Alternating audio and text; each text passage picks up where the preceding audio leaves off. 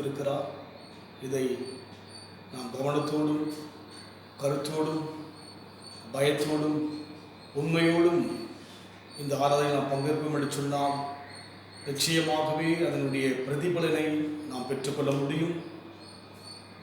ஏனோ தான் என்று சொல்லி நாம் தேவனை ஆராதிக்க அழைக்கப்படவில்லை. நாம் தேவன் கனத்துக்குரியவர், நாம் தேவன் பயப்படத்தக்கதான ஒரு தேவனாக இருக்கிறபடினாலே நாம் அவரை கனத்தோடு ஆராதிக்க வேண்டும். குடும்பமாக அமர்ந்து தேவனை கவனத்தோடு ஆராதிக்க வேண்டும். அது உங்களுடைய குடும்பத்துக்கு மிகுந்த ஒரு ஆசீர்வாதத்தையும் பாதுகாப்பையும் கொடுக்கும் என்பதிலே எந்த மாற்று கருத்தும் கிடையாது. நாம் ஜபத்தோடு கூட ஆராதனைக்குள் கடந்து போகும்படியாக நாம் கண்களை மூடி கர்த்தரை நோக்கி பார்ப்போம்.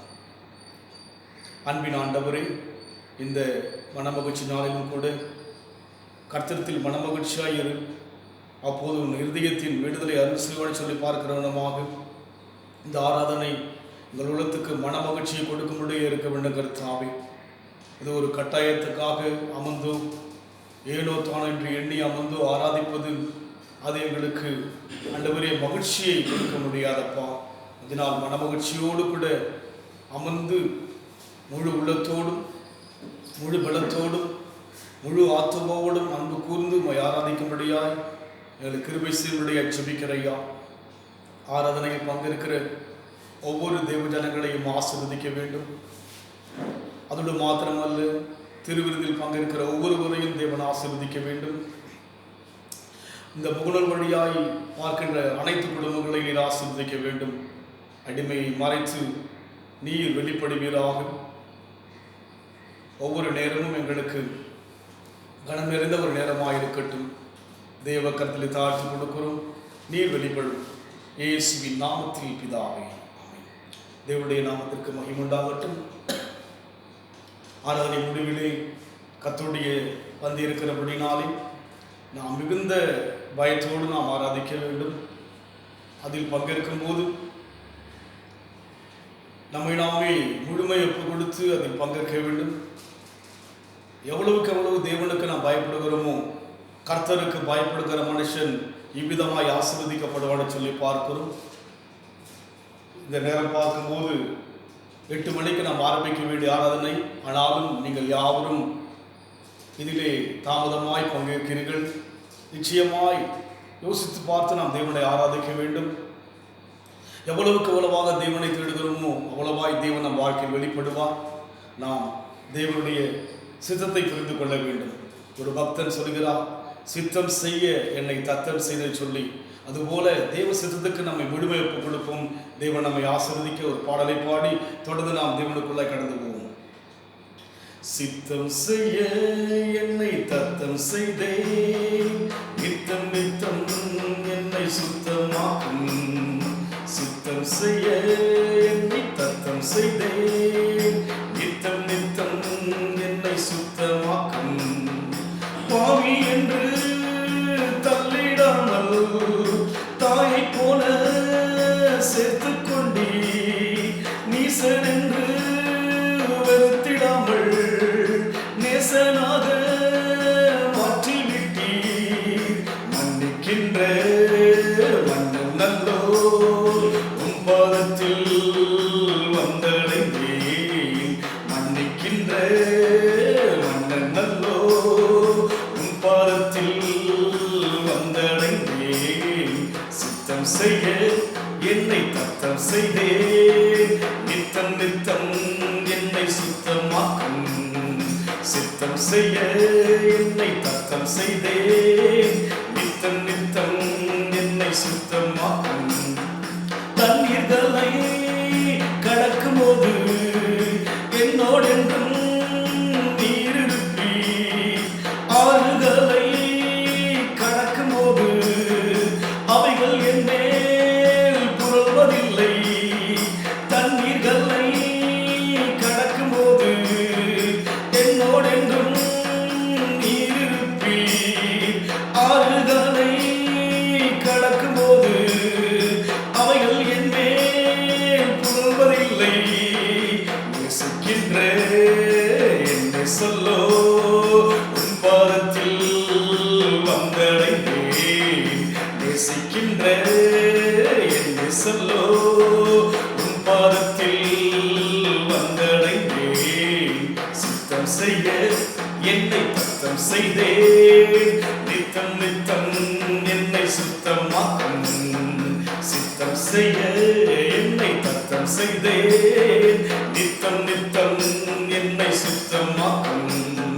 திராட்சை செடி நீரையல்லோ கோடி என்றும் நானே அன்றோ. உன்னில் என்றும் நான் இருப்பேன். என்னில் என்றும் நீர் இருப்பாய்.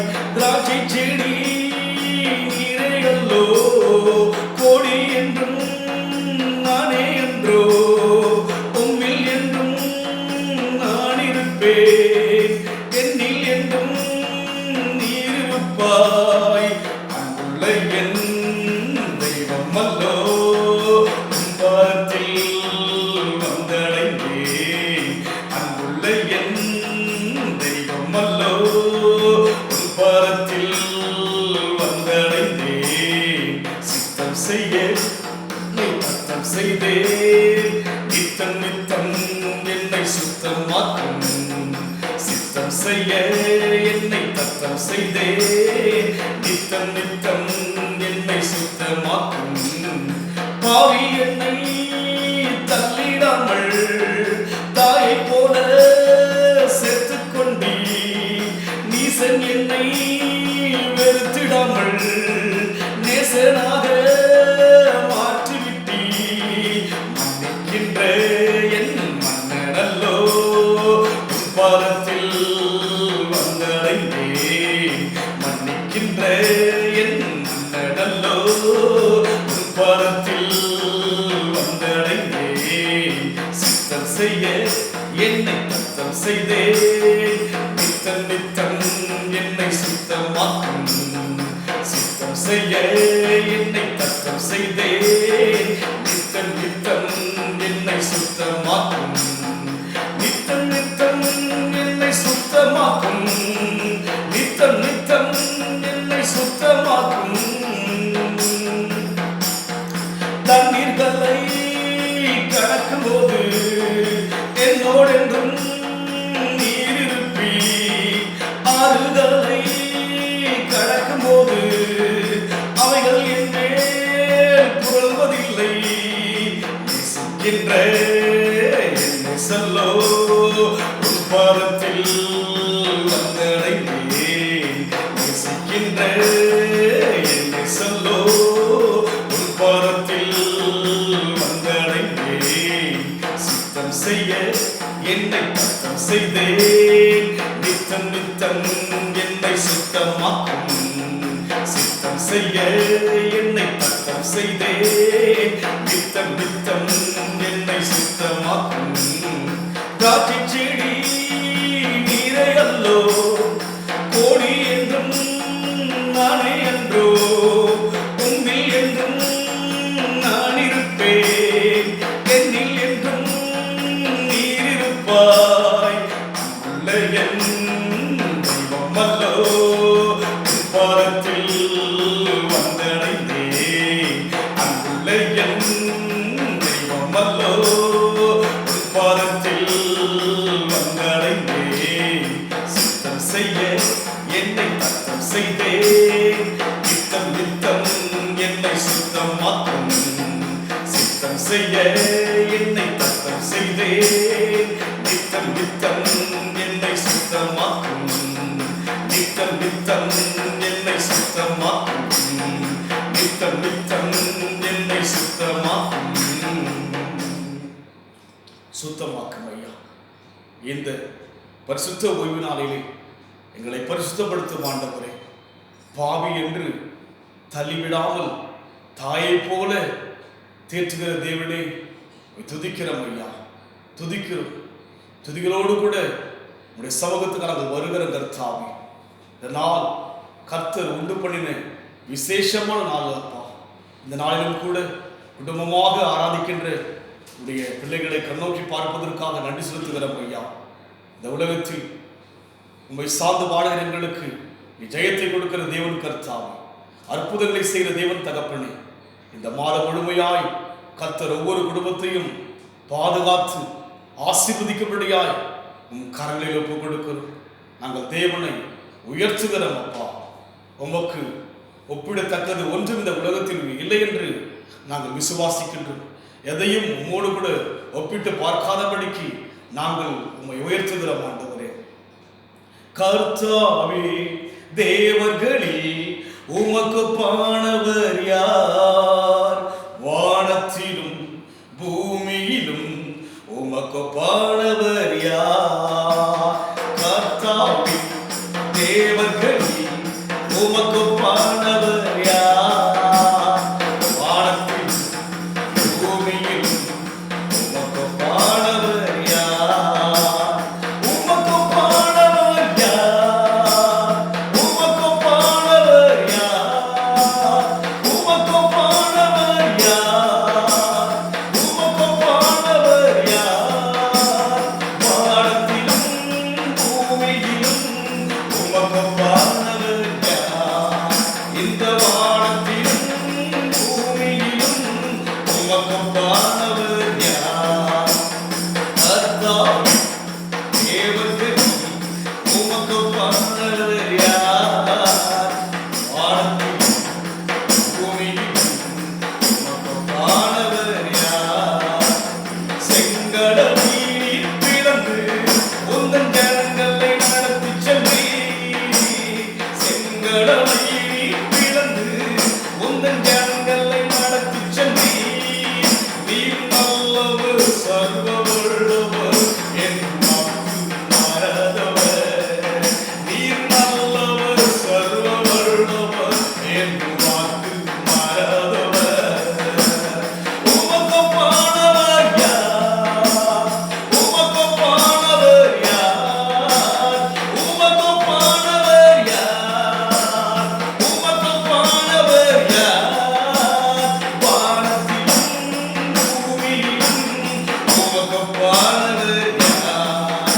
இந்த வானத்திலும் பூமியிலும் உமக்கு பானவர் யார்? கர்த்தாவே, தேவர்களில் உமக்கு பானவர் யார்? வானத்திலும் பூமியிலும் உமக்கு பானவர் யார்? தூதர்கள் உணவா உந்தன் ஜனங்களை போஷித்தீரே. தூதர்கள் உணவா உந்தன் ஜனங்களை போஷித்தீரே. உம்மை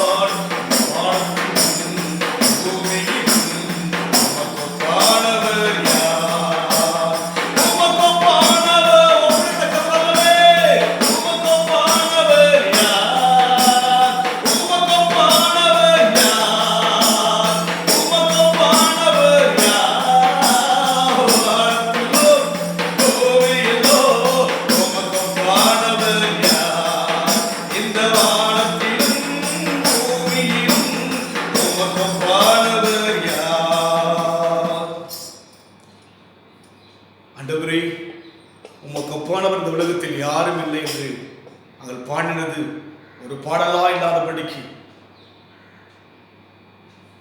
உம்மை போல இந்த உலகத்தில் ஒருவரும் இல்லை என்று சொல்லி உம்மையே சார்ந்து வாழ எங்களுக்கு கிருபை செய்கிறார். தெய்வ செய்தி முற்றிலுமாய் நம்முடைய கருத்தில் ஒப்புக் கொடுக்கிறோம். ஒவ்வொரு தெய்வ ஜனங்களுக்கும் ஒவ்வொரு குடும்பங்களுக்கும் உடைய வார்த்தை ஆசீர்வாதமாயும் பலனுள்ளதாயும் அநேகருக்கு ஆறுதலாயும் இருக்கும்படியாக தைரியமாய் இருக்கும்படியாக ஆவியானவர் தாமே கிரியை செய்கிறார், மறைத்து வெளிப்படுகிறார். இயேசுவின் நாமத்தில் பிதாவே, ஆமென். கர்த்தருடைய நாமத்திற்கு மகிமை உண்டாவதாக. இந்த மாதம் தேவன் கொடுத்த வாக்குத்தத்தங்களை வைத்து நான் தியானிக்கும்படியாக வாஞ்சிக்கின்றேன். தேவனுடைய ஜனங்களாகிய நம் வாழ்க்கையில் ஆண்டவர் அழைத்த அழைப்பினுடைய நோக்கம் என்னவென்று சொல்லி நாம் அறிந்து கொள்வது நமக்கு ஆவிக்குரிய வாழ்க்கைக்கு மிகுந்த ஒரு நலம் நிறைந்த ஒரு காரியமாக இருக்கும். நாம் எடுத்து வாசிக்கும்படியாக அப்போஸ்தலனாகிய பவுல் ரோமருக்கு எழுதிய நிருபம் 8ஆம் அதிகாரத்தில் வாசிக்கிறோம். 18ஆம் வசனம். ஆதலால் இக்காலத்து பாடுகள் இது நம்மிடத்தில் வெளிப்படும் மகிமைக்கு ஒப்பிடத்தக்கவைகள் அல்லவென்று எண்ணுகிறேன். பவுல் இங்கே அநேக காரியங்களை எண்ணிக்கொண்டு வருகிறார். அப்படி பவுல் எண்ணிக்கொண்டு வரும்போது தெளிவாக சொல்லுகிறார், தேவனுடைய ஆதலால் இக்காலத்து பாடுகள் இனி நம்மிடத்தில் வெளிப்படும் மகிமைக்கு ஒப்பிடத்தக்கவைகள் அல்ல என்று எண்ணுகிறார். இன்றைக்கு நாம் என்ன எண்ணுகிறோம்? யோசித்து பாருங்கள். நாம் எண்ணத்தில் எதையெல்லாம் சிந்திக்கிறோம் என்று நாம் யோசித்து பார்க்க வேண்டும். எதை எண்ணிக்கொண்டிருக்கிறோம்? இன்று காலையில் எழுந்தோமே, என்ன எண்ணி எழுந்தோம்? எதற்காக எழுந்தோம்? இது தேவனுடைய நாள், இதில் நானும் தேவனும் உறவாட வேண்டிய ஒரு நாள் என்று எண்ணி ஆராதிக்க அமர்ந்திருக்கிறோமா? இங்கே பவுல் தேவனை குறித்து எண்ணுகின்ற ஒரு மனுஷனாய் இருக்கிறார். என்ன எண்ணுகிறாராம்? இங்கே பார்க்கின்றோம். ஆதலால் இக்காலத்து பாடுகள் இனி நம்மிடத்தில் வெளிப்படும் மகிமைக்கு ஒப்பிடத்தக்கவைகள் அல்லவென்று எண்ணுகிறேன் என்று சொல்லி பார்க்கிறோம். நாம் இன்றைக்கு என்ன எண்ணிக்கொண்டிருக்கிறோம்? வருகின்ற எதிர்காலங்களை எண்ணுகிறோம், தவறல்ல. ஆனால் தேவனுக்குள் வாழ வேண்டும் என்று எண்ணுகிறோமா? தேவனுக்காக அனைவரை ஆதாயப்படுத்த வேண்டும் என்று எண்ணுகிறோமா என்று யோசித்து பார்க்க வேண்டும். பவுலுடைய வாழ்க்கையில் தேவனை குறித்து அதிகமாக எண்ணுகிறவராய் இருக்கிறார். அங்கே அவர் சொல்லுகிறார்,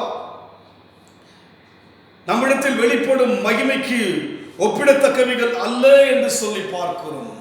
நாம் இன்றைக்கு எல்லாவற்றையும் கம்பேர் பண்ணி பார்க்கின்ற போது, ஒப்பிட்டு பார்க்கும் போது மற்றதுதான் நமக்கு பெரிதாய் தோன்றுகிறது.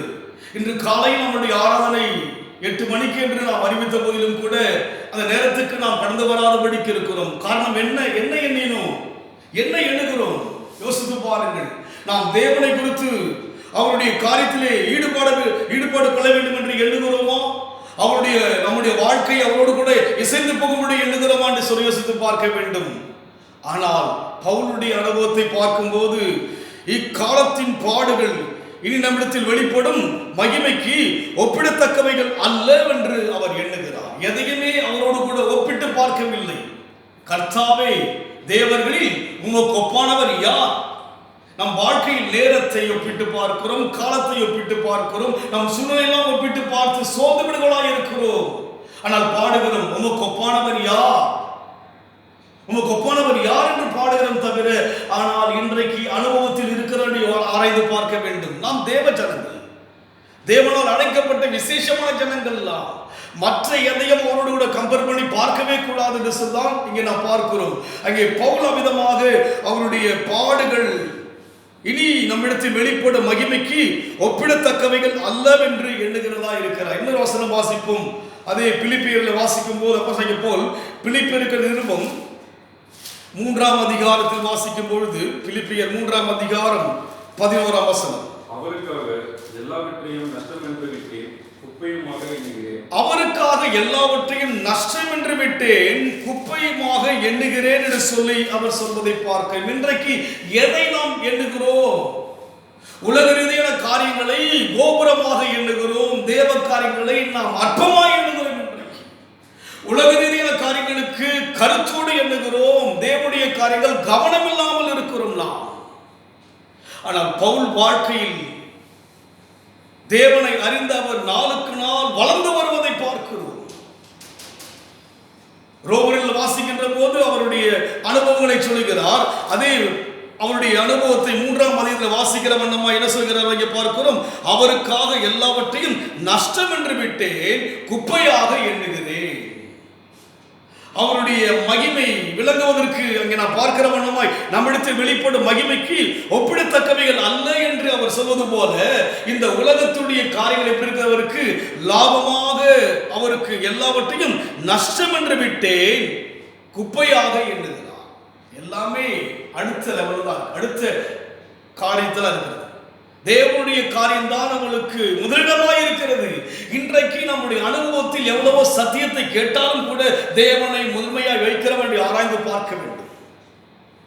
அவர் இங்கே சொல்லுகிறார், அதற்காக எல்லாவற்றையும் நஷ்டம் என்று விட்டேன், குப்பையாக எண்ணுகிறேன். குப்பையாக எண்ணுகிறார். எதையுமே ஒரு பெரிதாக எண்ணவில்லை, தேவனை தான் பெரிதாக எண்ணுகிறார். தேவனைத்தான் அங்கே பார்க்கிறோம். நம்மிடத்தில் வெளிப்படும் மகிமைக்கு ஒப்பிடத்தக்கவைகள் நல்ல. இந்த உலகத்தில் நீங்கள் எதையெல்லாம் பெரிதாக எண்ணுகிறோமோ அது தேவனுடைய பார்வையில் ஒன்று கிடையாது என்பதை தெளிவாக நாம் தெரிந்து கொள்ள வேண்டும். அதைத்தான் பவுல் எண்ணுகிறார், குப்பை என்று எண்ணுகிறேன். எதையெல்லாம் யோசிக்கிறோம் மேன்மையாக, ஒவ்வொரு இருதயத்துக்குள்ள எது மேன்மை என்று உங்களுக்கு தெரியும். உங்களுடைய இருதயத்துடைய நிறைவினால் வாய் பேசும். உங்கள் வாயினால் எதை குறித்து மேன்மை பாராட்டுகிறேன் சொல்லி உங்கள் உள்ளத்தில் எதை மேன்மை எண்ணுகிறதோ அது வாயிலே வந்துவிடும். இருதயத்தின் நிறைவினால் வாய் பேசும். உங்கள் இருதயத்தில் எதை மேன்மையாய் வைத்திருக்கிறோ அதை தான் வாயிலே பேசுவீர்கள். ஆனால் பவுல் வாழ்க்கையை சொல்லுகிறார், அவருடைய சமூகத்தில் நம்மிடத்தில் வெளிப்படும் மகிமைக்கு ஒப்பிடத்தக்கவைகள் அல்ல என்று சொல்லி பார்க்கிறோம். அதோடு மாத்திரமல்ல, அவர் சொல்லுகிறார், குப்பை என்று நான் எண்ணுகிறேன். என்ன எண்ணுகிறேன்? நான் உலக ரீதியான எதையுமே ஒரு மேன்மையா எண்ணவில்லை. ஆராதனைகளை மேன்மையா எண்ணுகிறோமா? நம் நேரத்தை எல்லாம் யோசிக்கிறோம். ஆராதனைகளை மேன்மையா எண்ணுகிறோமா? தேவ வழிபாட்டை மேன்மையா எண்ணுகிறோமா? தேவனோடு உறவாடுகிற அந்த உறவாடுதலை உண்மையா எண்ணுகிறோமா? யோசித்து பார்க்க வேண்டும். நம்முடைய எண்ணம், நமக்குள் என்ன எண்ணுகிறோமோ அதை தான் செய்வோம் நம் வாழ்க்கையில். ஆனால் பவுல் வாழ்க்கையில் இவர் சொல்லுகிறார், குப்பை என்று எண்ணுகிறேன். அவரோடு கூட ஒப்பிட்டு பார்த்தால் இந்த உலக உறவு என்பது நஷ்டமாகவும் குப்பையாக எண்ணுகிறார் அவர். இன்றைக்கு நாம் என்ன எண்ணுகிறோம்?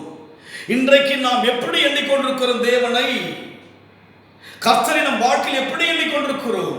நாம் வழிபடுகிற தேவன் சாதனமானவராய் எண்ணுகிறோமா? அல்ல, அவர் சர்வவல்ல தேவனாய் இருக்கிறார்.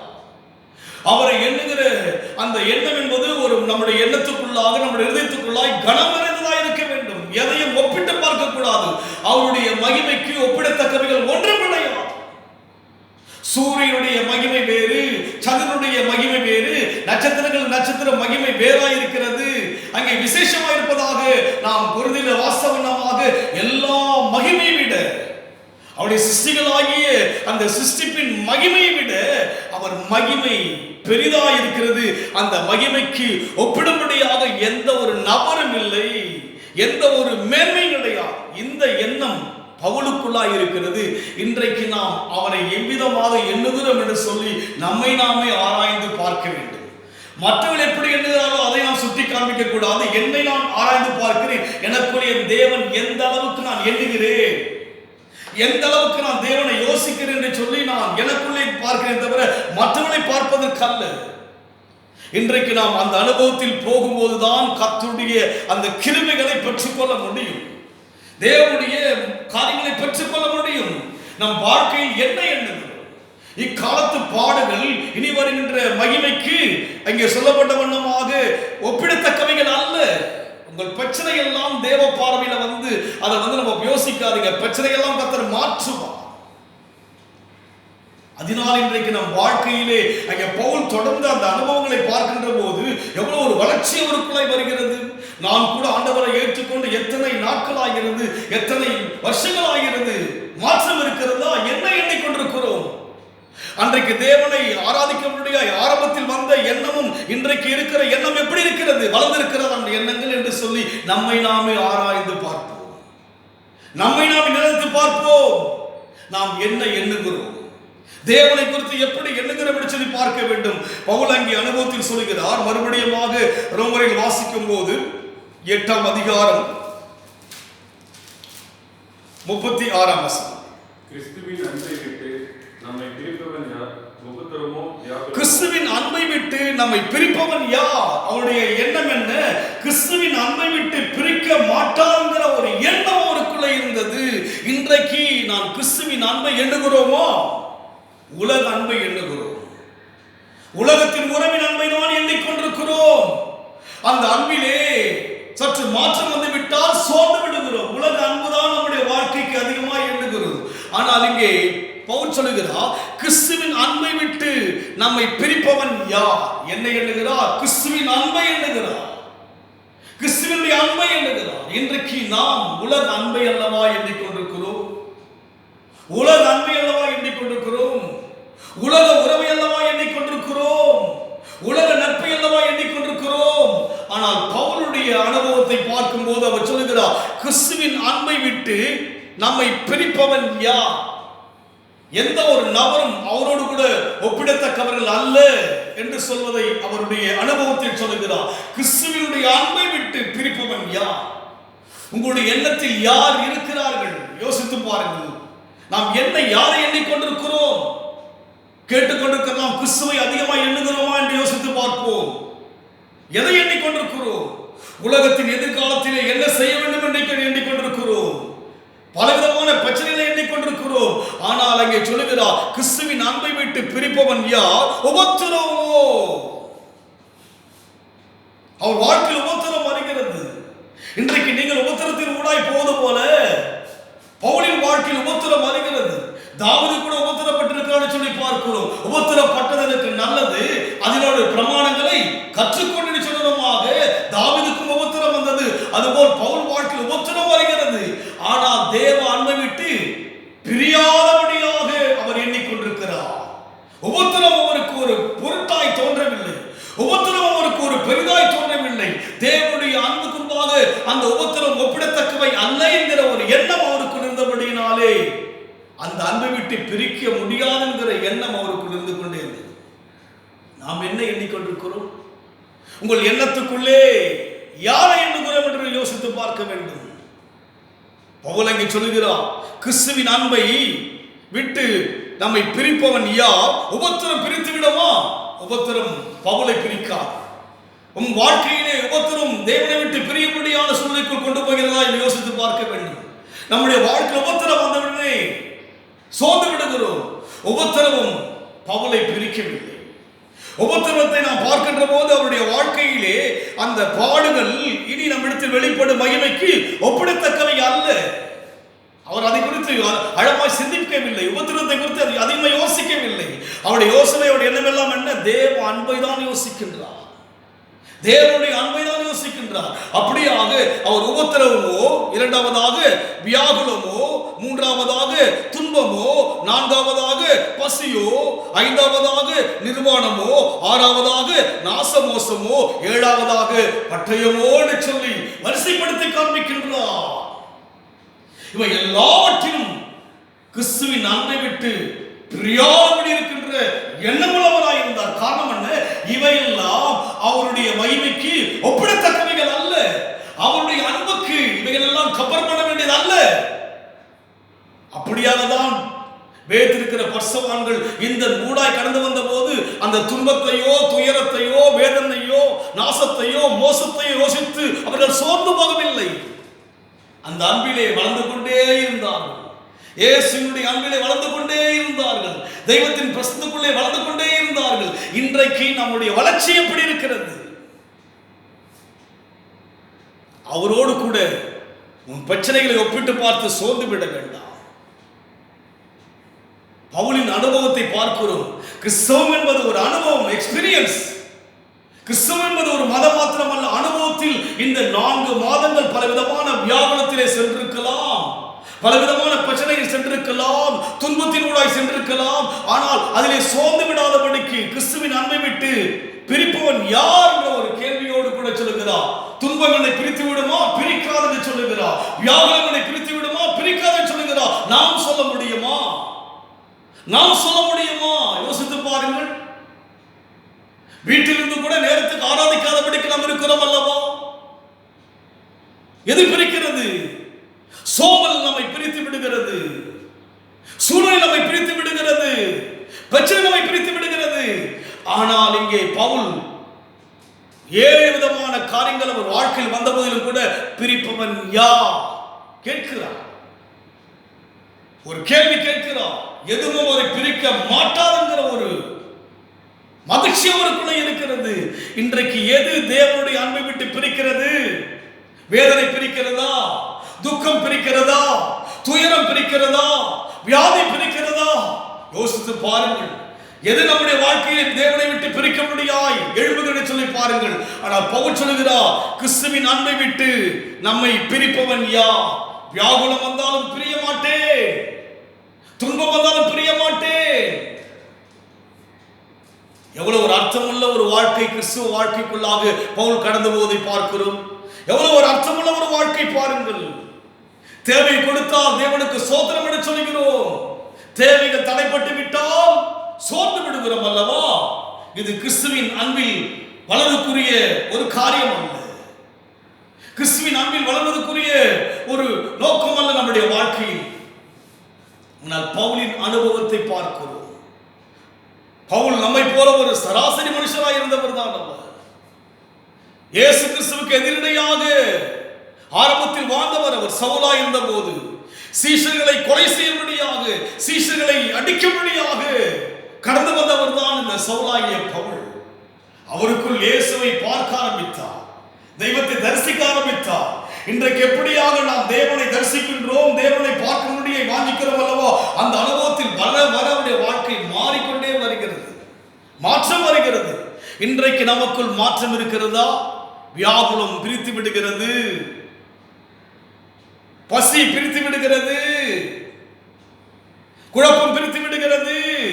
இன்றைக்கு நம் வாழ்க்கையிலே தேவனை விட்டு பிரிவதற்கு பல வழிகள் இருக்கிறது. ஆனால் இங்கே 7 விதமான அந்த பாதையிலே அவர் சொல்லுகிறார், பிரிப்பவன் யார் என்று சொல்லி தெளிவாக இங்கே சொல்லுகிறார். 37 வாசிக்கும் போது, இவைகள் எல்லாவற்றிலையும் நாம் நம்மில் அன்பு கூறுவதாலே முற்றும் ஜெயம் கொள்வதாகி இருக்கிறோம் என்று சொல்லி பார்க்கிறாங்க. இவைகள் எல்லாவற்றிலையும் நாம் நம்மில் அன்பு கூறுகிறவராலே. உங்களோடு கூட தேவன் இருக்கிறார், உங்களில் அன்பு கூறுகிறவர் இருக்கிறார். நாம் பாடுகிற அன்பு கூறுவேன் இன்னும் அதிகமாய், ஆனால் அது பொய்யான பாடலாகத்தான் எண்ணுகிறேன். அவர் அன்பு கூறுகிறவராய் இருக்கிறார். நாம் பாடலோடு கூட முடித்து விடுகிறோம், செயலிலே நாம் காண்பிப்பது கிடையாது. ஆனால் அங்கே பவுல் சொல்லுகிறார், இவைகள் எல்லாவற்றிலையும் நாம் நம்மில் அன்பு கூறுகிறவராலே என்று சொல்லி பார்க்கிறோம். இவைகள் எல்லாவற்றிலையும் வியாகுலம், வேதனை, பசி, நிர்வாணம், பட்டயம், இவை எல்லாவற்றிலும் இருக்கிற நம்முடைய வாழ்க்கையில் என்ன செய்கிறார்? நம்மில் அன்பு கூறுகிறவராலே ஜெயத்தை பெற்றுக் கொள்ள முடியும். நாம் அன்பு கூறுகிறோமோ இல்லையோ, ஆனால் தேவனோ அன்பு கூறுகிறவராய் இருக்கிறார். இவ்வளவாய் அன்பு கூர்ந்தார். அறிவு கெட்டாத அந்த அன்பை பவுல் அறிந்திருந்தார். இன்றைக்கு நீங்களும் நானும் அன்பு கூறுகிறோமோ இல்லையோ, ஆண்டவர் உங்களுக்காக அன்பு கூறுகிறவராய் இருக்கிறார். தேவன் அன்பு கூறுகிறவராய் இருக்கிறார். உலகத்தின் அன்பில் கூட விரிசல் வரலாம், உலகத்தில் அன்பில் கூட பிரச்சனை வரலாம், ஆனால் தேவனோ அன்பு கூறுகிறவராய் இருக்கிறார். அன்பு கூர்ந்தபடினால் தான் பிதாவாகிய தேவன் குமாரனை உலகத்துக்கு கொடுத்தார். நாம் அன்பு கூறவில்லை, அவர் உங்களுக்காய் அன்பு கூறுகிறபடினால் தான் 7 மாதத்தை கடந்து 8வது மாதம் வந்திருக்கிறோம். நாம் அன்பிலே குறைந்திருந்தோம், தேவன் அன்பு கூறுகிறவராகவே இருக்கிறார். 4 மாதங்கள் நம் வாழ்க்கையில் வந்த வியாகுலங்கள், வேதனைகளை மொத்தமாய் சோர்ந்து இருக்கிறோம், தட்டி எழுப்ப வேண்டிய சூழ்நிலை இருக்கிறோம். அன்பு குறைந்து விட்டது, ஆராதனை குறைந்து விட்டது, விசுவாசம் குறைந்து விட்டது. ஆனால் பவுல் சொல்லுகிறார், இவைகள் எல்லாவற்றிலையும் நாம் நம்மில் அன்பு கூறுகிறவராலே. நம்மில் அன்பு கூறுகிற தேவன் தான் நம்முடைய தேவன். நாம் பாடுகிறோம், அன்பு கூறுவது கிடையாது. ஆனால் தேவன் என்ன செய்கிறார்? அன்பு கூறுகிறவராக இருக்கிறார். அப்படி அன்பு கூறுகிறதுனால என்ன செய்கிறார்? இங்கே வாசிக்கிறோம், அன்பு கூறுகிறவராலே முற்றும் ஜெயம் கொள்கிறவளாய் இருக்கிறாருங்க. அவர் அன்பு கூறுகிறபடினாலே அந்த வியாகுலத்தை நான் ஜெயிக்க முடியும், அந்த வேதனையை நான் ஜெயிக்க முடியும், அந்த உபத்திரவத்தை நான் ஜெயிக்க முடியும், அந்த துன்பத்தை நான் ஜெயிக்க முடியும், அந்த பசியை நான் ஜெயிக்க முடியும் என்று சொன்னால் என்னில் அன்பு கூறுகிற தேவனை ஆராதிக்கிறேன். எவ்வளவு பெரிய தேவனை ஆராதிக்கிறோம்! நம்முடைய அன்பு மாயா இருக்கிறது. கடைசி நாட்களிலே அன்பு தணிந்து போகும், விசுவாசை காண முடியாத ஒரு காலத்தில் இருக்கிறோம். ஆனால் தேவனோ அன்பு கூறுகிறவராய் இருக்கிறார். வேதனையான ஒரு வாழ்க்கையில தேவன் அன்பு கூறுகிறவராய் இருக்கிறபடினாலே ஜெயத்தை கர்த்தர் கொடுக்க போகிறார். உன் வேதனையை கர்த்தர் மாற்றி ஜெயத்தை கொடுக்க போகிறார். அதனால் எதையும் அவரோடு கூட கம்பேர் பண்ணி அவரோடு கூட ஒப்பிட்டு பார்க்க வேண்டாம். ஒப்பிடத்தக்கவை அல்ல, அவருடைய மகிமைக்கு ஒப்பிடத்தக்கவைகள் அல்ல, அவருடைய வல்லமைக்கு முன்பாக உன் பிரச்சனை ஒப்பிடத்தக்கவை அல்ல. உன் பிரச்சனைகளை கர்த்தர் மாற்றுகிறவராய் இருக்கிறார். அவர் யார் என்பதை தெளிவாய் தெரிந்து கொள்ள வேண்டும். நம்மில் அன்பு கூறுகிறவராலே தெரிந்து கொள்ளுங்கள். நாம் அன்பு கூறுகிறோமோ இல்லையோ, அவர் அன்பு கூறுகிறவராய் இருக்கிறார். அழைத்த நாள் முதல் கொண்டு இந்த நேரம் வரைக்கும் தேவன் அன்பு கூறுகிறவராகவே இருக்கிறார். நம்முடைய அன்பிலே எவ்வளவோ மாற்றி ஒரு மாறுதலை தேவன் பார்த்திருப்பார். நம் அன்பு நிலையா இல்லாததை தேவன் பார்த்திருக்கிறார் அல்லவா? ஆனால் பவுல் சொல்லுகிறார், அங்கே நம்மில் அன்பு கூறுகிறவராலே. அவர் அன்பு கூறுகிறவர். எல்லாருடைய அன்பு உன்னை விட்டு மாறி போயிருக்கலாம், மறந்து போயிருக்கலாம். தேவனோ அன்பு கூறுகிறவராய் இருக்கிறபடினாலே புரிந்து கொள்ளுங்கள் தேவனை குறித்து. தேவனை புரிய வேண்டிய ஒரு காலம் வந்து விட்டது. அவரை புரிந்து கொண்டால் தான் துன்பமோ வியாகுலமோ வேதனையோ நிர்வாணமோ நாசமோ பட்டயமோ இவை எல்லாவற்றிலிருந்து நாம் காக்கப்பட முடியும் என்று சொன்னால் அவர் அன்பு கூறுகிறவராய் இருக்கிறார். நம் அன்பு குறைவானது. யாராயிருந்தாலும் கூட தேவனுடைய அன்புக்கு ஈடு செலுத்த முடியாத நம்முடைய அன்பை ஜீவனையை கொடுத்த அன்பல்லவா அது நமக்காக. யோசித்து பாருங்கள், உயிரை கொடுத்த அன்பல்லவா. இன்றைக்கு நம் வாழ்க்கையிலே தேவனை விலகிக் கொள்ள முடியாதபடிக்கு வழிபட்டு கொண்டு வருகிறோம். அவரை என்ன செய்கிறார்? அன்பு கூறுகிறவராய் இருக்கிறார். வியாகுலம், வேதனை, உபத்திரம், வாழ்க்கையில் வந்திருக்கிற பிரச்சனை எதுவானாலும் கூட ஜெயம் கொடுக்க முடியாத அன்பு கூறுகிற தேவனை ஆராதிக்கிறோம். அவரோடு கூட எதையும் ஒப்பிட வேண்டாம், ஒப்பிடத்தக்கவை அல்ல. இந்த உலகத்தின் அன்பு அவரோடு கூட ஒப்பிட்டு பார்க்க வேண்டாம். அன்பு உன்னுடைய வாழ்க்கையிலே பிரச்சனைகளை கொண்டு வந்து விடுது. ஆனால் தேவ அன்பு எப்படி இருக்கிறது? நம் வாழ்க்கையில் அற்புதனை செய்கிறவராய் இருக்கிறபடினாலே ஒன்று அவர் அன்பு கூறுகிறவராய் இருக்கிறார் என்று சொல்லி பார்க்கிறோம். இரண்டாவதாக நாம் வாசிக்கும் பொழுது அதே 8ஆம் அதிகாரம் 26 வாசிப்போம். அந்தபடியே ஆவியானவரும் நமது பலவீனங்களில் நமக்கு உதவி செய்ய நாம் ஏற்றபடி வேண்டிக் கொள்வது வேண்டியதென்று அறியாமல் இருக்கிறபடினாலே ஆவியானவர் தாமே வாக்கு கடங்காத பெருமூச்சோடு கூட நமக்காக வேண்டுதல் செய்கிறார். ஒன்று அன்பு கூறுகிறவராய் இருக்கிறார். இரண்டாவதாக நமக்காக என்ன செய்கிறார்? வாக்கு கடங்காத பெருமூச்சோடு கூட வேண்டுதல் செய்கிற தேவனாய் இருக்கிறார். நாம் வேண்டுகிறோமோ இல்லையோ, அங்கே தெளிவாக சொல்லப்படுகிறது. அந்தபடியே ஆவியானவரும் நமது பலவீனங்களிலே நமக்கு உதவி செய்கிறார். நாம் ஏற்றபடி வேண்டிக் கொள்ள வேண்டியது என்று அறியாமல் இருக்கிறபடினால் எதை வேண்ட வேண்டும், எதற்காக ஜெபிக்க வேண்டும் என்று அறியாமல் ஜெபித்துக் கொண்டிருக்கிறோம். ஒன்று ஆண்டவர் நமக்காய் அன்பு கூறுகிறவராய் இருக்கிறார். இரண்டாவதாக என்ன செய்கிறார்? வாக்கு கடங்காத பெருமூச்சோடு கூட நமக்காக வேண்டுதல் செய்கிற தேவனாய் இருக்கிறார். புரிந்து கொள்ளுங்கள், தேவனை புரிந்து கொள்ளுங்கள். நம்மை போல ஒரு அலட்டார்ப்பை யோசிக்காதீங்க. ஒன்று அன்பு கூறுகிறவராய் இருக்கிறார். இரண்டாவதாக நமக்காக பெருமூச்சோடு கூட வேண்டுதல் செய்கிற தேவனாய் இருக்கிறார். என்ன ஒப்பிட முடியாத ஒரு அன்பு அது. யாரோடு கூட கம்பேர் பண்ணி பார்க்க முடியாது. அன்பு கூறுகிறவராய் இருக்கிறார். எனக்காக பெருமூச்சோடு கூட வேண்டுதல் செய்கிற தேவன். அதனால் தான் நிற்கிறோம். நிற்பதும் நிர்மூலமாக நிற்பதும் தேவனுடைய கிருபை என்று சொல்கிறோம் அல்லவா? எதினால் அவர் அன்பு கூறுவதினால். இரண்டாவது எனக்காக பெருமூச்சோடு கூட அங்கே சொல்லப்பட்ட வண்ணமாக பெருமூச்சோடு கூட என்ன செய்கிறார்? அவர் நமக்காக வேண்டுதல் செய்கிறார். ஆவியானவர் தாமே வாக்கு கடங்காத பெருமூச்சோடு கூட வேண்டுதல் செய்கிற தன்மை உள்ளவர். ஒன்று, தேவன் அன்புள்ளவராயிருக்கிறார். இரண்டாவது, வாக்கு கடங்காத பெருமூச்சோடு கூட வேண்டுதல் செய்கிற தேவனாயிருக்கிறார். அவர் வேண்டுதல் கேட்கப்படும்.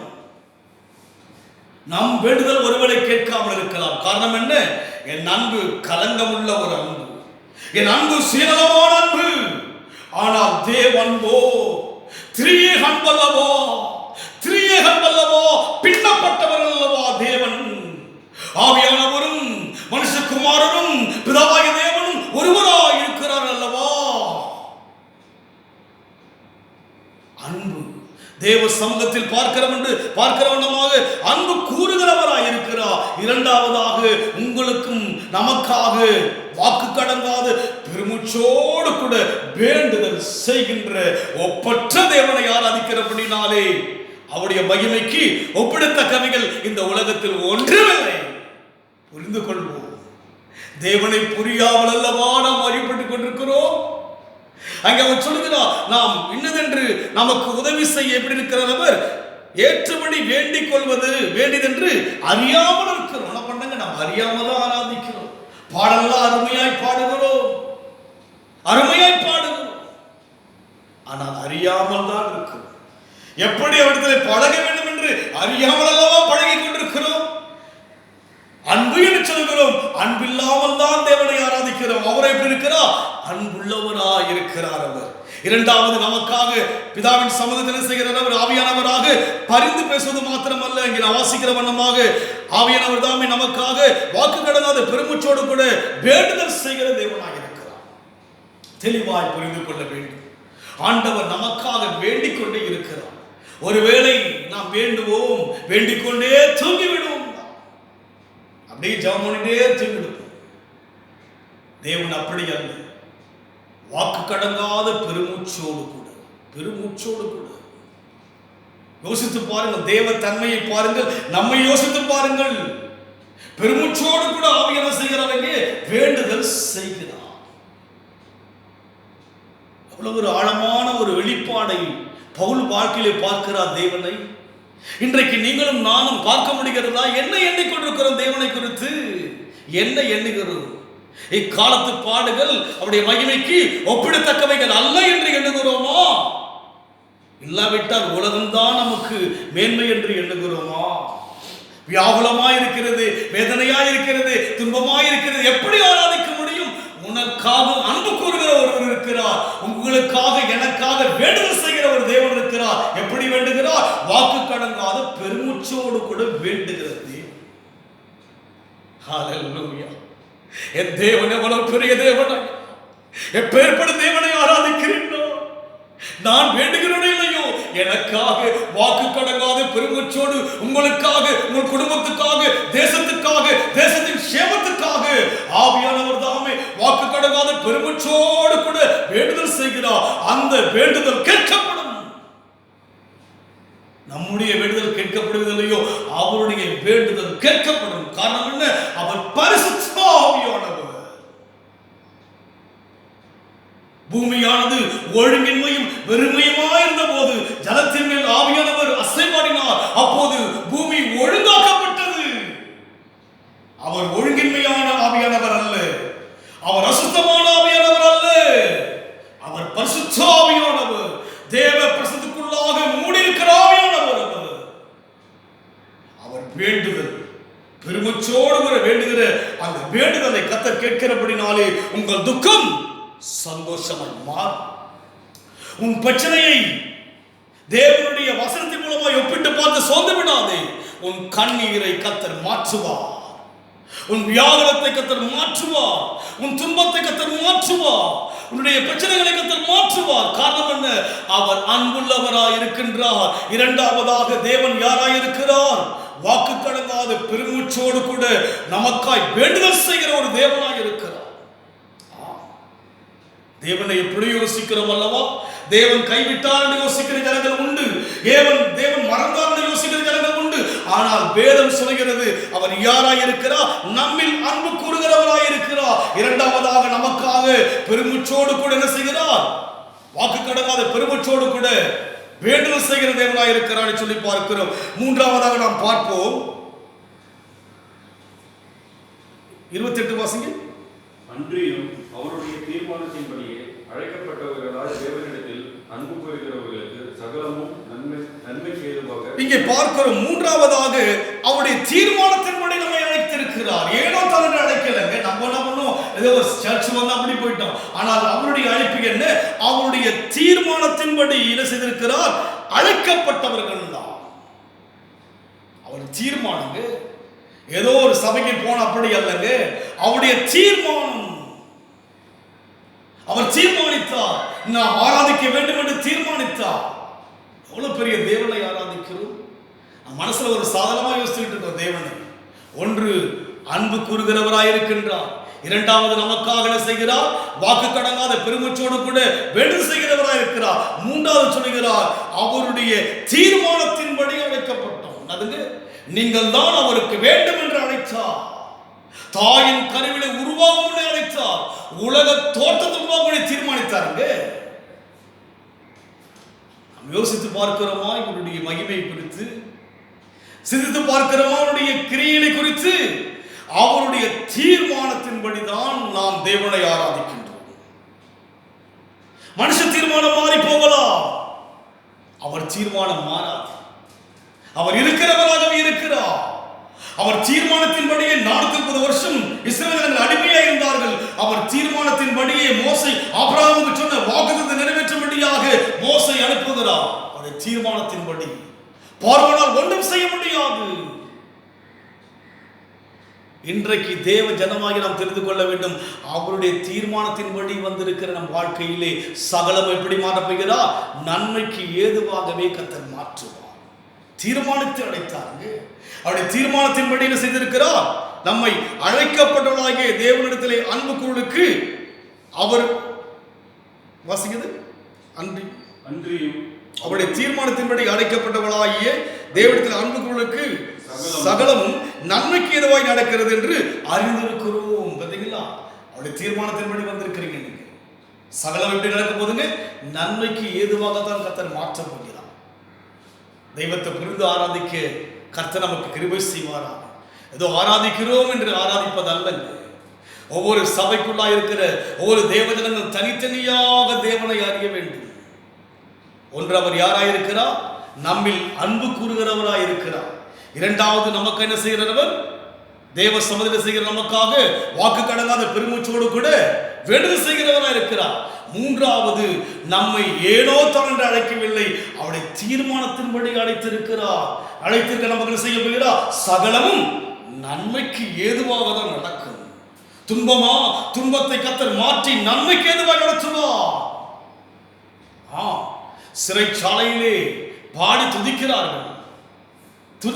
அவர்கள் அங்கே பார்க்கிறோம். அந்த கட்டுகள் உடைக்கப்படுவதை பார்க்கிறோம். பூமி அதிர்வதை பார்க்கிறோம். அது போல நம்முடைய பிரச்சனை எல்லாம் மாற்றத்தக்கதான தேவனா இருக்கிறபடினாலே சகலமும் நன்மைக்கு ஏதுவாய் நடக்கும். இன்றைக்கு நீ போய்கொண்டிருக்கிற அந்த பாதை, நீங்கள் சந்திக்கின்ற அந்த காரியங்களை பார்க்கும்போது பயந்து கொண்டிருக்கலாம். நீங்கள் சகலமும் உங்கள் வாழ்க்கையில் நன்மைக்கு ஏதுவாக நடக்கும். காரணம் என்ன? அன்பு கூறுகிற தேவன். காரணம் என்ன? அவர் நமக்காக வாக்கு கடங்காத பெருமூச்சோடு கூட வேண்டுதல் செய்கிற தேவன் அவர். அதனால் அவர் தீர்மானத்தின்படி அழைக்கப்பட்டவங்களுக்கு சகலமும் தீமைக்கல்ல நன்மைக்கு ஏதுவாய் நடக்கும். இன்று நீங்கள் சந்திக்கிற பாதை தீமையாக இருக்கலாம், குழப்பமாக இருக்கலாம், தடுமாற்றமாக இருக்கலாம், பயமாக இருக்கலாம்.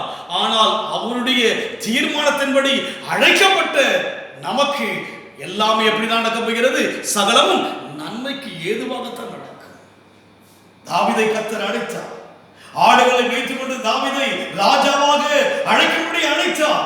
ராஜநன்மை வந்ததா? இல்லையே. தாவீது சொல்கிறான், செத்த நாய் என்று சொல்கிறான் அவனை குறித்து, தெல்ல பூச்சி என்று சொல்கிறான் சவுலுக்கு பயந்து. ஆனால் அழைத்தது என்ன செய்தார்? தீர்மானித்து அழைத்தார். அவர் தீர்மானம்.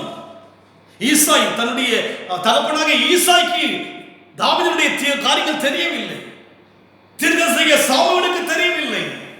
ஆனால் தேவனோ தாவீதை ராஜாவாக அபிஷேகம் பண்ண தீர்மானித்தார், அழைத்து வருகிறார். ஆனால் அந்த ராஜ்யத்தை பெறுவதற்கு முன்பாக அவர் வாழ்க்கையில் வந்த துன்பங்கள், அவர் வாழ்க்கையில் வந்த வியாகுலங்கள், அவர் வாழ்க்கையில் வந்த பிரச்சனைகள் கொஞ்ச நெஞ்சம் அல்ல. ஆனால் அவரிடத்திலே அன்பு கூர்ந்த தேவனாய் இருந்தபடினாலே அவர் சொல்கிறார், தாவீதை பார்த்து என் இருதயத்துக்கு ஏற்றவன் என்று சொல்கிற அளவுக்கு அன்பு கூர்ந்திருந்தபடினாலே சகலமும் தாவீதுக்கு நன்மைக்கு ஏதுவாய் நடந்தது போல உங்கள் வாழ்க்கையில் நன்மைக்கு ஏதுவாகத்தான் நடக்கப் போகிறது. நன்மைக்கு ஏதுவாகத்தான் நடக்கப் போகிறது. அதனால் நம்முடைய வாழ்க்கையிலே மற்ற எந்த ஒரு காரியத்தை குறித்தும் நீங்கள் பெரிதாய் பொருட்டாய் எண்ண வேண்டாம். அவருடைய மகிமைக்கு ஒப்பிடத்தக்கவைகள் ஒன்றுமே கிடையாது. இந்த வார்த்தைக்கு ஒப்பிடத்தக்கவைகள் உலகத்தில் ஒன்று கிடையாது. அதனால் இன்றைக்கு தேவனை நாம் சார்ந்து வாழும்படியாக ஒப்புக் கொடுக்க வேண்டும். 34 வாசிப்போம். அக்கினிக்குள்ளாக தீர்க்கிறவன் யார்? 33 வாசிப்போம். தம்முடைய சொந்தகுமாரன் என்று பாராமல் நம் எல்லோருக்காகவும் அவரை ஒப்புக் கொடுத்தவர் அவரோடு கூட மற்ற எல்லாவற்றையும் நமக்கு அருளாதிருப்பது. சொந்த குமாரனையை கொடுத்தாருங்க. யாரோ நமக்காய் கொடுக்கப்படவில்லை, உலகத்தை உண்டாக்கின தேவனே அவரை கொடுத்தபடினாலே அங்கே சொல்லப்பட்ட வண்ணமாக எல்லாவற்றையும் நமக்கு அருளாதிருப்பது எப்படி? அவரையும் கொடுத்துட்டாரு, இயேசுவை கொடுத்து விட்டார். மற்ற எல்லாவற்றையும் தேவன் கொடுப்பார், மற்ற எல்லாவற்றையும் தேவன் கொடுப்பார். கடைசியாக அவருடைய அன்பை நான் சொல்லி முடிக்க வாஞ்சிக்கின்றேன். அதே அதிகாரம் 8ஆம் அதிகாரம் 3 வாசிப்போம்.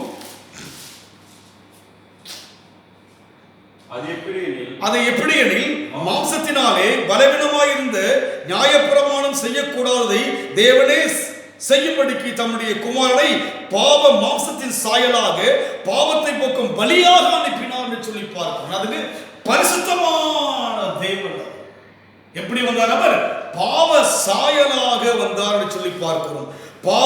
அங்கே பார்க்கிறோம், நம்முடைய குமாரனை பாவ மாம்சத்தின் சாயலாகவும் பாவத்தை போக்கும் பலியாக அனுப்பினார். எவ்வளவு பெரிய தியாகம் பார்த்தீர்களா? எவ்வளவு பெரிய தியாகத்தை தேவன் செய்தார். பாவ சாயலாக வந்து விட்டாரே. மனுஷன் பாவத்தில் இருக்கிறபடினாலே மனுஷனை மீட்கும்படியாக மனுஷனாய் வந்தது மாத்திரமல்ல, பாவ சாயலாய் வந்து விட்டார். எண்ணி பார்க்கிறோமா? இந்த தியாகத்தை எல்லாம் எண்ணி பார்க்கிறோமா? அவருடைய அன்பை எல்லாம் எண்ணி பார்க்கிறோமா? அவருடைய வல்லமை எல்லாம் எண்ணி பார்க்கிறோமா? அவருடைய கிருபை எல்லாம் எண்ணி பார்க்கிறோமா? அவருடைய மகிமை இந்த உலகத்தில் எதிலும் ஒப்பிடத்தக்கவை அல்ல. அங்கே நான் பார்க்கிறோம், ரொம்ப அருமையான ஒரு வார்த்தை பார்க்கிறோம். அது எப்படி எனில், மாம்சத்தினாலே பலவீனமாயிருந்து நியாயப்பிரமாணம் செய்யக்கூடாததை தேவனே செய்யும்படிக்கு தம்முடைய குமாரனை பாவ மாம்சத்தின் சாயலாகவும் பாவத்தை போக்கும் பலியாகவும் அனுப்பி மாம்சத்திலே பாவத்தின் ஆக்கினிக்குள்ளாக தீர்த்தார் என்று சொல்லி பார்க்கிறோம். யோசித்து பாருங்க, எவ்வளவு பெரிய ஒரு தியாகத்தை தேவன் செய்திருக்கிறார். யாருக்காக தேவன் செய்தாருங்க? ஆதாமுக்குள்ளாக வந்த பாவம், ஆதாமின் மூலமாய் நமக்குள் வந்த பாவத்துக்காக அவர் என்ன செய்யப்பட்டார்? பாவ சாயலாக வந்து விட்டார். எல்லாவற்றையும் அவரால் செய்ய முடியும், பாவ சாயலாய் அவரால் மாற முடியாது. தீமையை பார்க்க மாட்டாத சுத்த கண்டர் அவர், பரிசுத்தமானவர். பரிசுத்தம் இல்லாமல் தேவனை தரிசிக்க முடியாது. பரலோக முழுமையே பரிசுத்தம் தான் இருக்கும் சொல்லி பார்க்கிறோம். அங்கே அசுத்தம் கிடையாது, அங்கே பொய் கிடையாது. அங்கே நான் பார்க்கிறோம், எந்த விதமான தேவையற்ற காரியம் கிடையாது. அங்கே அப்பேற்பட்ட பரலோகத்தின் தேவன் எந்த சாயலாய் மாறினா? பாவ சாயலாய் மாறி வந்தாரே.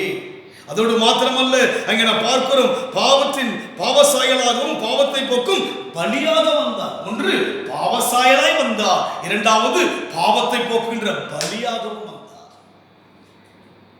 இந்த அன்பெல்லாம் யோசித்து தான் நம்முடைய அன்பு பெருகணும். அன்பு பெருகணும், சும்மா இல்லை அன்பு. அவர் வந்த காரியங்களை யோசித்து பார்த்தால் நமக்குள் அன்பு பெருக ஆரம்பிக்கும். யோசிக்கவில்லையே, எப்படி அன்பு பெருகும்? ஒன்று எனக்கா இப்படி வந்தால் பாவசாலை வந்தால், இரண்டாவது பாவத்தை போக்குகின்ற பலியாக வந்தார். எவ்வளவு பெரிய தேவனை ஆராதிக்கிறோம். இந்த அன்பு எல்லாம் எண்ணுகிறோமா? மற்றதெல்லாம் என்ன பண்றோம்? கம்பேர் பண்ணி என்ன பண்றோம்? இந்த அன்பை விட்டுட்டோம். மற்றதெல்லாம் ஒப்பிட்டு பார்க்கிறோம், பெருசா தோணுது. உலக உறவு, உலகத்தினுடைய அந்தஸ்து, உலகத்தினுடைய காரியம் எல்லாம் ஒரு பெரிய லெவல் இருக்கு. இவர் எங்க இருக்கிறாங்க? எந்த லெவலில் வச்சிருக்கிறோம் இன்னைக்கு நம்ம வாழ்க்கை? தேவனை எப்படி வைத்திருக்கிறோம்? எனக்காக பாவியாக, எனக்காக பாவசாயலாய் வந்தது மாத்திரம் அல்ல, பாவத்துக்கு பலியாகவும் வந்தார் அல்லவா? யார் பலி செலுத்த முடியும்? எனக்காக யார் உயிரை கொடுக்க முடியும்? உங்களுக்காக யார் உயிரை கொடுக்க முடியும்? உயிரை வாங்குவதற்குரிய நபர்கள் இருப்பார்கள், உயிரை கொடுக்கிறவர்கள் யாருமே இருக்க மாட்டார்கள். ஒன்று பாவியாகி எனக்கு அவர் பாவசாயலா என்னை மீட்க, என்னை போல ஒரு பாவி யாரும் இருக்க முடியாது. பவுல் சொல்கிறார், பாவியிலும் பிரதானமான பாவி நாம் பாடின வண்ணமாக பாவி என்று என்னை தள்ளவிட தாயை போல தேற்றினார். நீசன் என்று என்னை தள்ளாமல் நேசனாக மாற்றினார் என்று பாடின வண்ணமாக பாவ சாயலாகிய என்னை மீட்கும்படியாக அவர் பாவ சாயலா வந்தார். மனுஷன் முழுமையை பாவம். மனுஷனுக்குள் பிறக்கும் போதே மனுஷன் பாவத்தில் பிறந்தவன். இந்த பாவத்தில் பிறந்தவனை பரிசுத்த ஆவியினால் செய்தார். பாவசாயாய் வந்து அவரே பாவத்துக்கு பலியான ஒரு காரியம் இந்த உலகத்தில் எங்கே சொல்ல முடியும்? யாரை கம்பேர் பண்ணி பார்க்க முடியும்? ஒப்பிடத்தக்கவைகள் அல்ல, ஒப்பிட முடியாதுங்க. யாரையும் ஒப்பிட்டு பார்க்க முடியாது. இன்றைக்கு நம் வாழ்க்கையிலே இந்த அனுபவத்தை எல்லாம் யோசித்து இந்த அனுபவத்துக்குள் நாம் போகும்போதுதான் கர்த்தருக்குள் நாம் வளர முடியும். கடைசி காலங்கள் நாம் வாழ்ந்து கொண்டிருக்கிறோம். இன்னும் நம்முடைய வாழ்க்கையில ஒரு குழந்தையை போல அனுபவத்துக்குள்ள நேரத்துக்கே வளர்ச்சி இல்லையே, நமக்குள்ளாக சோதனையிலே இருக்கிறோமே, பிரச்சனைகளையே சொல்லிக் கொண்டிருக்கிறோமே, மாற்றம் இல்லையே நம் வாழ்க்கையில். எவ்வளவோ சந்ததி கேட்டாலும் கூட நமக்குள்ளாக அந்த ஒரு வாழ்க்கையில ஒரு வித்தியாசமான ஒரு அனுபவம் இல்லை. இன்றைக்கு எவ்வளவு பெரிய அற்புதத்தை தேவன் செய்கிறார். ஒன்று, எனக்காக அன்பு கூறுகிறவராக இருக்கிறார். இரண்டாவதாக எனக்காக என்ன செய்கிறார்? வாக்கு கடங்காத பெருமூச்சோடு கூட வெடுதல் செய்கிறவராக இருக்கிறார். மூன்றாவதாக என்ன செய்திருக்கிறார்? தீர்மானித்து அழைத்தார். தீர்மானித்து அழைத்தார். முன்னே தீர்மானித்து விட்டார். கைவிடவா? நன்மைக்கு ஏதுவாக தான் தேவன் செய்வார். அவரையே கொடுத்தாரே, மற்றதை கொடுப்பது அருளாதிருப்பது எப்படி? இவ்வளவு நெருக்கமான உறவு வைத்துக் கொண்டு யாரை உயர்வா யோசிக்கிறீங்க? யாரை உயர்வா யோசிக்கிறீங்க? நான் யாரை எண்ணுகிறேன் உயர்வாக? நான் யாரை சிந்திக்கிறேன் உயர்வாக? உறவையா, நட்பையா, குடும்பத்தையா, கணவனையா, மனைவியா, பிள்ளைகளையா, சபையா, போதகரையா? அல்ல. அவருக்கு ஒப்பிடத்தக்கவர்கள் ஒருவருமே இல்லை. காரணம் என்ன? பாவசாயலாகிய பாவியாகிய எனக்காக பாவசாயலாய் வந்தது மாத்திரமல்ல, பாவத்துக்கு பலியாகவும் வந்துவிட்ட அவருக்கு ஒப்பிடத்தக்கவர்கள் இந்த உலகத்தில் ஒன்றுமே கிடையாது. அதனால் துன்பத்தின் ஊடாய் கடந்து போகும்போது அந்த துன்பத்தை குறித்து நான் என்ன பண்ணக்கூடாது? சோர்ந்து விடாதபடிக்கு அவருடைய மகிமைக்கு, அவருடைய அன்புக்கு, அவருடைய ஐக்கியத்துக்கு, அவருடைய சிநேகத்துக்கு, அவருடைய பாசத்துக்கு, அவர் நேசத்துக்கு ஒப்பிடத்தக்கவைகள் ஒன்றுமே கிடையாது. இந்த உலகத்தில் ஒன்றுமே கிடையாது. எல்லாவற்றையும் தள்ளிவிடும். உலகத்தில் எதையெல்லாம் மென்மையாய் எண்ணுகிறோமோ, பவுல் சொல்கிறார், நான் குப்பை என்று எண்ணுகிறேன். குப்பை யாரும் விரும்ப மாட்டாங்க. அது போல யார்தான் எனக்கு விருப்பமாய் இருக்க வேண்டும்? தேவன் தான் எனக்கு விருப்பமாய் இருக்க வேண்டும். தேவன் தான் இருக்க வேண்டும். இந்த உலகத்தில் நமக்கு ஒரு மேன்மையானதை தேவன் கொடுத்திருக்கிறார். ஒரு விவசாயி ஒருவன் இருக்கிறார். அந்த நாட்களிலே அவன் இருந்த அந்த பூமியானது மழை இல்லாதபடினாலே வறண்டு போய்விட்டது.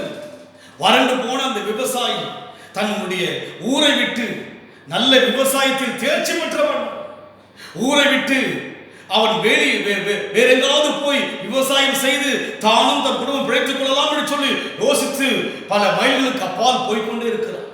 ஒரு மணற்பாங்கான இடத்துக்கு வருகிறான். வந்து பார்க்கும்போது அந்த இடம் ஒரு பெரிய இடமாக இருக்கிறது.